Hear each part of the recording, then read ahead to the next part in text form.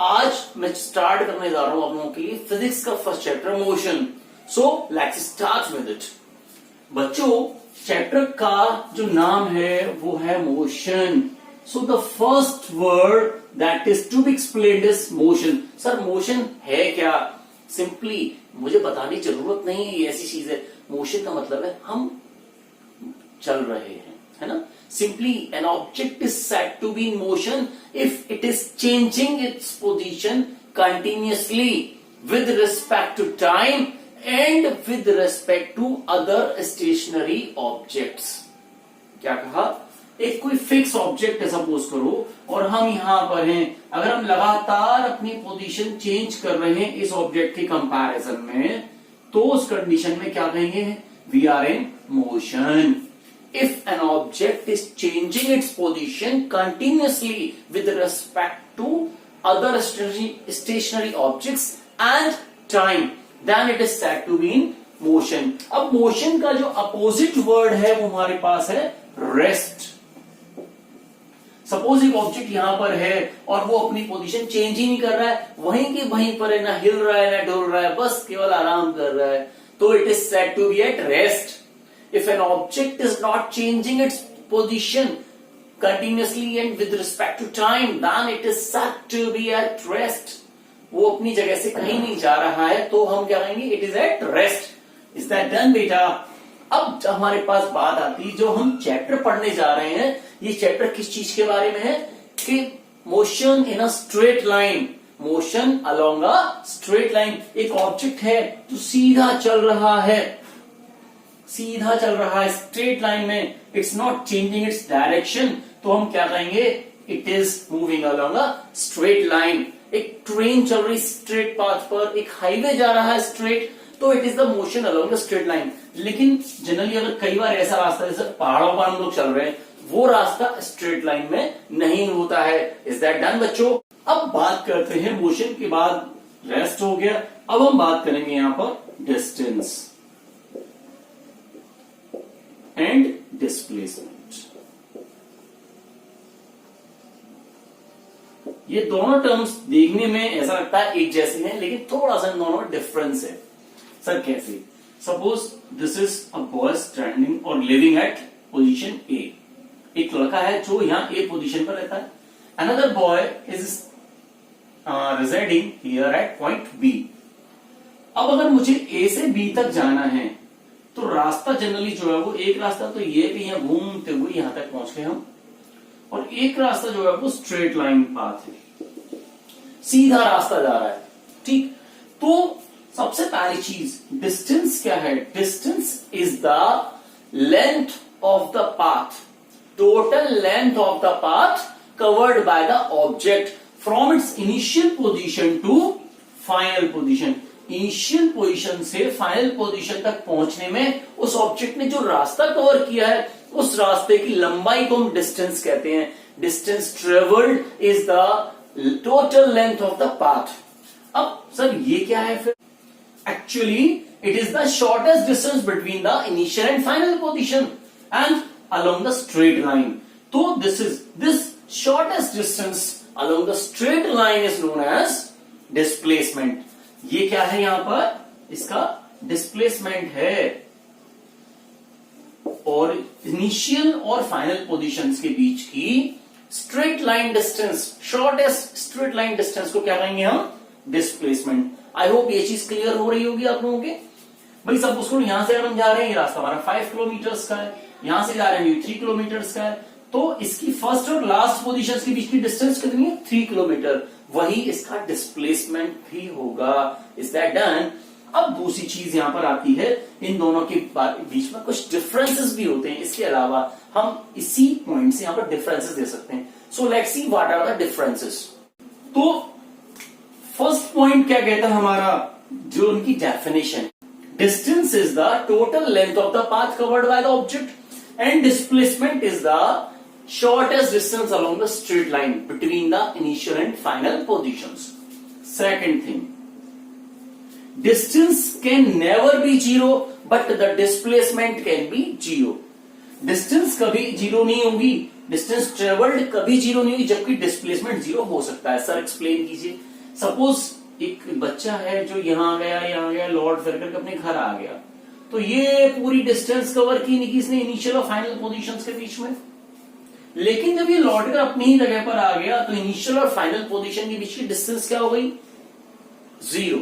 ठीक है, तो डिस्प्लेसमेंट जो है वो जीरो हो सकता है, लेकिन डिस्टेंस कभी भी जीरो नहीं होती। तीसरी चीज, डिस्टेंस एक स्केलर क्वांटिटी है और डिस्प्लेसमेंट एक वेक्टर क्वांटिटी है।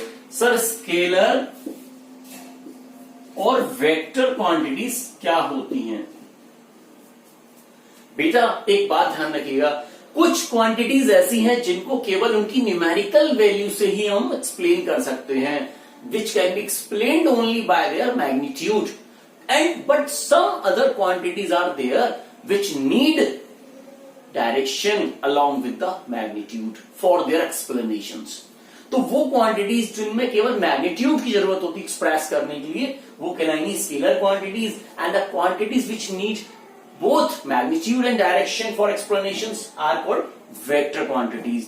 तो डिस्टेंस में कोई डायरेक्शन फिक्स नहीं है और that's why it is a scalar quantity, और डिस्प्लेसमेंट जो है वो वेक्टर क्वांटिटी होगा। इज दैट डन बेटा? डिस्टेंस और डिस्प्लेसमेंट को क्लियर करने के लिए छोटा सा एग्जांपल और दूंगा बेटा।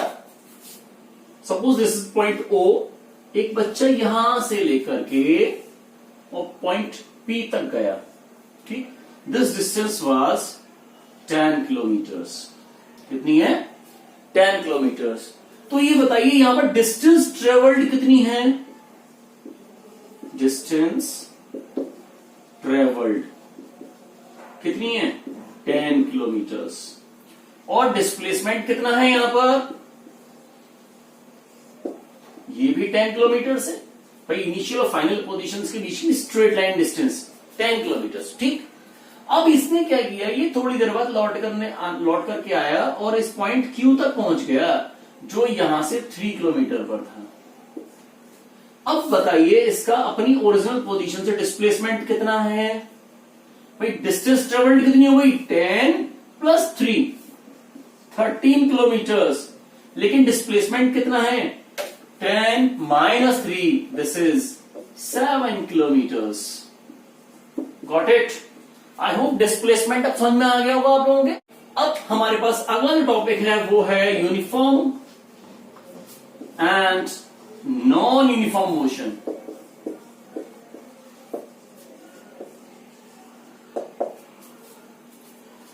एक एग्जांपल लेते हैं छोटा सा। Suppose there is a car which starts from point O, reaches to point A, which is approx 10 kilometers, ठीक, and it takes 1 hour, ठीक। In the next 1 hour, it again travels 10 kilometer, ठीक। फिर in the next 1 hour, again it covers 10 kilometers, और फिर again 10 kilometers in next 1 hour. What does it means? कि car जो है वो इक्वल टाइम इंटरवल्स में इक्वल डिस्टेंसेस कवर कर रही है। 1 घंटे में 10, 1 घंटे में 10, 1 घंटे में 10 और 1 घंटे में 10. In every 1 hour it is covering 10 kilometers. So we can say the car is covering the equal distances in equal intervals of time, and that's why we say it is in uniform motion. बात clear? चलिए अब दूसरा example लेते हैं। Suppose एक car start करती है, car O से 1 घंटे में ये चलती है 50 किलोमीटर्स। दूसरी वही कार अगले 1 घंटे में जाती है 32 किलोमीटर या 30 किलोमीटर्स। फिर अगले 1 घंटे में ये चल पाती केवल 15 किलोमीटर, ट्रैफिक मिल गया। फिर अगले 1 घंटे में ये जाती है 70 किलोमीटर्स। ओ माय गॉड, रफ्तार बढ़ा दी गई है। तो आप देख रहे हैं कि हर 1 घंटे में इसकी डिस्टेंस जो है वो चेंज हो रही है। पहले 1 घंटे केवल 50 किलोमीटर, अगले 1 घंटे 30 किलोमीटर, फिर 15 और फिर 70 किलोमीटर। यानी एक जैसी स्पीड नहीं होगी, एक जैसी डिस्टेंस कवर नहीं कर रहा है। So what we say, if an object covers unequal distances in equal intervals of time, then it is said to be in non-uniform motion. I hope ये कंडीशन क्लियर हो गई होगी। चलिए थोड़ा आगे चलते हैं। Speed and velocity. स्पीड क्या है? It is the distance travelled per unit time. यह है स्पीड। और वेलोसिटी क्या है? Displacement per unit time. Distance travelled per unit time and displacement per unit time, यानी इसका फॉर्मूला क्या बनेगा? Speed upon speed equals to distance upon time. ठीक, और यहां पर क्या होगा? Velocity equals to displacement upon time. बात क्लियर है? थोड़ा एग्जांपल देते हैं। इसको थोड़ा सा हम डिफरेंट तरीके से भी एक्सप्लेन कर सकते हैं। कैसे सर? एक्चुअल डिस्प्लेसमेंट क्या था? Distance travelled in a particular direction. भाई डिस्प्लेसमेंट एक पर्टिकुलर डायरेक्शन में चली गई डिस्टेंस ही तो थी, तो इसको भी हम एक्सप्लेन कर सकते हैं distance travelled per unit time in a given direction, है ना? ये चीज हम एक्सप्लेन करके कह सकते हैं distance travelled per unit time. और बहुत शॉर्ट में कहें तो speed of an object in a particular direction is called its velocity. Is that done? फिलहाल बात आती है इन दोनों के बारे में, इनमें differences. First of all definition हो गई इनकी। First difference. Second, you know that distance can never be zero और डिस्प्लेसमेंट कैन बी जीरो। तो इसका मतलब यह है कि speed can never be zero but the velocity can be zero. ये डेफिनेशन किस चीज की है? वेलोसिटी की। तो क्या कहेंगे? Speed can never be zero but velocity can be zero. Speed is a scalar quantity और velocity is a vector quantity. There is a boy named Ram.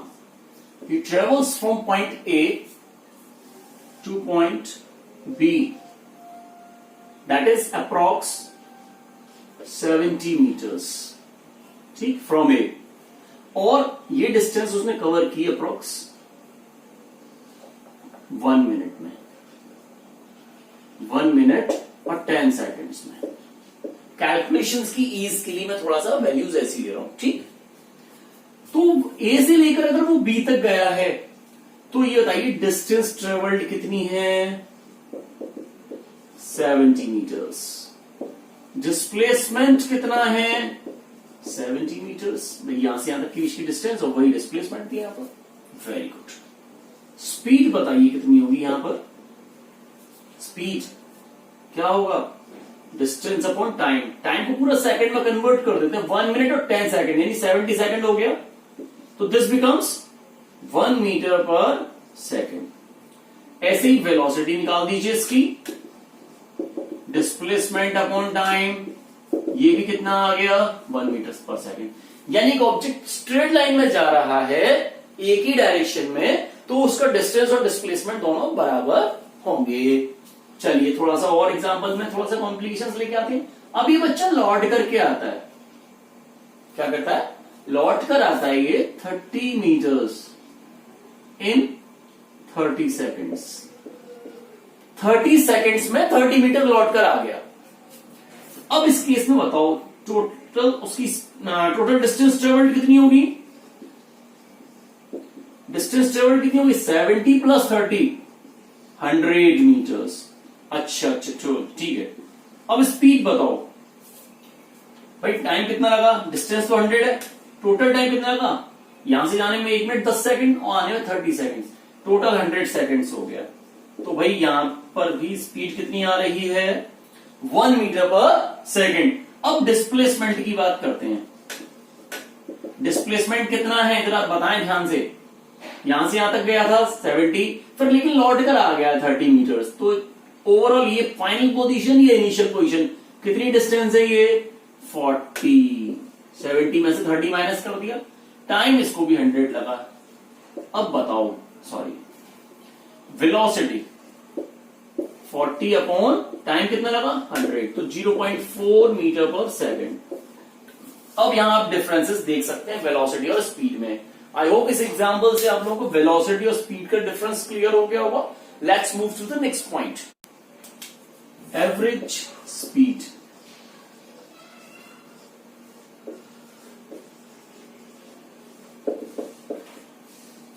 Sir average speed क्या? सिंपल, अगर एक object non uniform motion में चल रहा है suppose करिए, ठीक, और उसने कुछ डिस्टेंस कवर की अलग अलग स्पीड्स के साथ, या देखो एक फॉर्मूला लेते हैं हम लोग यहां पर समझाने के लिए, पहले लिख लेता हूं उसके बाद बात करेंगे। एवरेज स्पीड क्या होगी?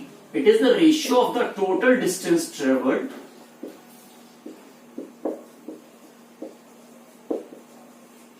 To total time taken.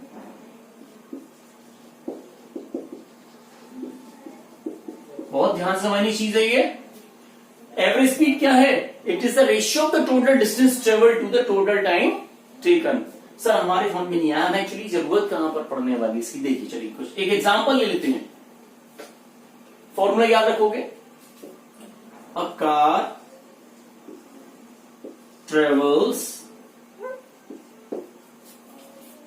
70 kilometers in first 2 hours,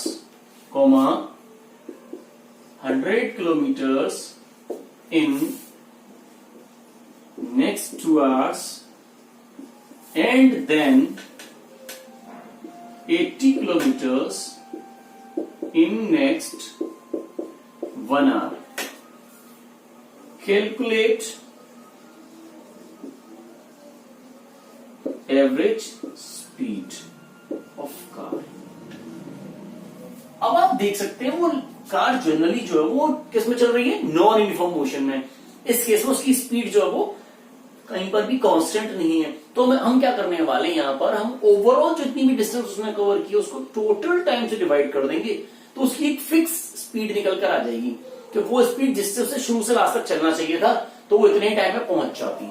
चलिए तो यहां पर एवरेज स्पीड बेटा निकालते हैं, कितनी हो गई? पहले टोटल डिस्टेंस निकालो, 70 plus 100 plus 80 upon total time कितना? 2 घंटे, फिर 2 घंटे और फिर 1 घंटा। टोटल कितना हो गया? 5। टोटल कितना आया ये?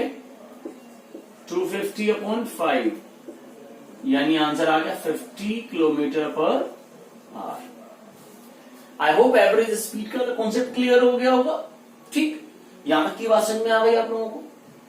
पक्का? चलिए, आई होप ये वाले जो पॉइंट्स मैंने अभी आप लोगों को बताए क्लियर हो गए होंगे। अगली वीडियो में मैं आप लोगों को इसमें एक्सेलरेशन और कुछ दूसरे टॉपिक्स जो हैं इस चैप्टर के, उनके बारे में बताऊंगा। Bye bye.